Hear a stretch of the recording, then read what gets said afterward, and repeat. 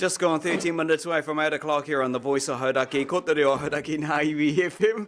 Birthday shout-outs are coming up for your Wednesday morning, not too far away. Although looking a little drizzly, but on the end of the week, we can all look forward to the long weekend, which is Labour weekend, whatever you got planned. Now, she reached out to us yesterday to come and join us to have a bit of a chat. And I see she's got a colleague that's going to join us as well. So Anna is going to join us, but Zabrina's with us, and Anna, the two, to talk to us a bit about what is happening tomorrow, because if you didn't realise, I don't know where you've been, but there is a nationwide strike happening. This is the biggest strike of something in the last few decades, because everyone's had enough. It's all about pay and, of course, making sure that everyone is looked after, whether it's in the education, whether it's in the health, whether it's in defence as well. Look, we got Anna and Zabrina. Mōrena kōrua. Good morning to you both. Hey, Zabrina, firstly, thank you for reaching out yesterday, wanting to come and join us and have a chat. You want to give us a bit more of an insight on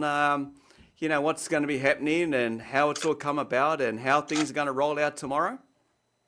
Sure thing. So, Morena, and thank you for having us first and foremost. So, yes, there's going to be a strike, a solidarity strike with our teachers, nurses, and other union colleagues, healthcare workers.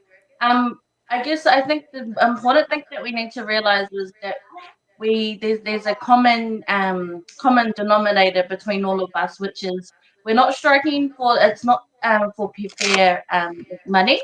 It's for Yes. fair pay, safe staffing. Yes. But primarily safe staffing, I want to emphasise that one. I mean, if we're talking just a bit about Thames Hospital itself, on the ward I'm going to speak specifically to, because that's where I'm from. We are staffed for 35 patients, and consistently we are being capped at 45, which that means there's fewer patient nurse ratios, which makes it unsafe for staff and unsafe for the nurses as well. And we just want to be able to put the care back in nursing care and be able to care for our patients adequately. I would guess too, I can see you nodding up and down there, Anna. You're in agreement with everything that Sabrina said here as well. And I totally understand where you're coming from, because first and foremost, I'm guessing when you train to become a nurse, it's the welfare of the people that you're looking after. And that's who you need to look after. But also on the other side, there's the other part that needs to be reciprocated to yourselves as well, because you guys are doing like 1 million hours a week, going hard out doing what you need to do to look after people. I reckon that's pretty well on target there. Anna, you got any more you want to add to that, and your thoughts on tomorrow's big mega strike? Kia ora. Ko Anna toku ingoa, ko kaya ko hau. I'm a teacher, so I can't talk exactly for the details of the nurses, but that makes sense for what she said so far. As a teacher, though, it's not just the teachers, it's also the resources in order to teach. There's a lot more special needs in schools, and if we're not adequately supported to support this learning, it stops the learning of all the students, and it's not about the money, it's where the money is going. They say they've done a boost for special needs. They're putting money into the coordinators when it's, especially rurally, it's the specialists that we're lacking, or the teacher aid support that we're lacking. And you've got wait lists of more than 6 months to help a student. I mean, you've got a choice of three things. Either you have to pay out of your ops grant, which takes resources from other students. You can wait, or you can and do the best you can with what you've got, or send them home. And that's not fair. No, it's not fair. And that's for both you two to do the best of what you have in your own work environments. It is not fair, because I'm guessing, the way, if I talk to you two and as an example on how you were brought up and learning and everything, there was a bit more fairness back there. But man, You guys are really right in the smack of it, like many others, not only just you two, but the whole country tomorrow. I know there's tens of thousands in different sectors. So what would you like to say, Anna, especially from the education side of it now, because I've also spoken earlier in the week with other principals throughout the schools around our region and the ups and downs of last week within education.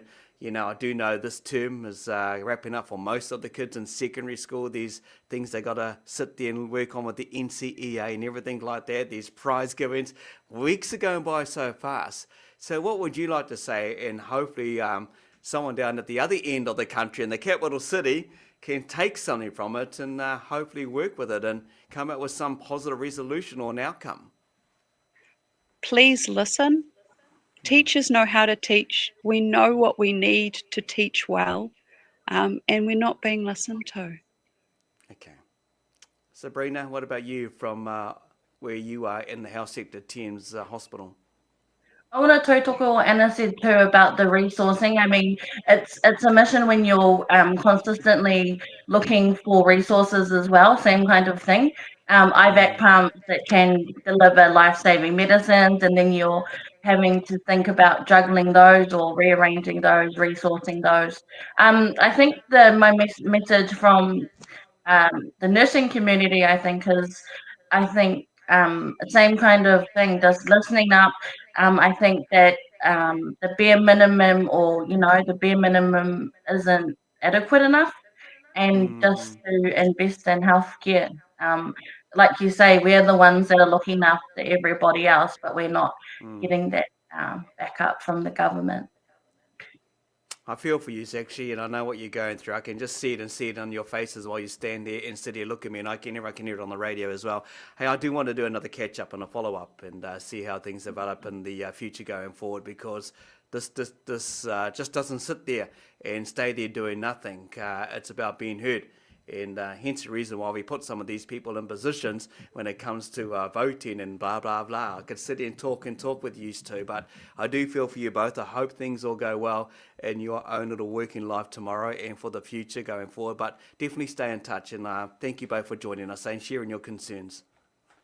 Thank you. Kia ora. Kia ora. It's coming up to 5 minutes away from 8 o'clock. We'll get into your birthday call shout-outs coming up.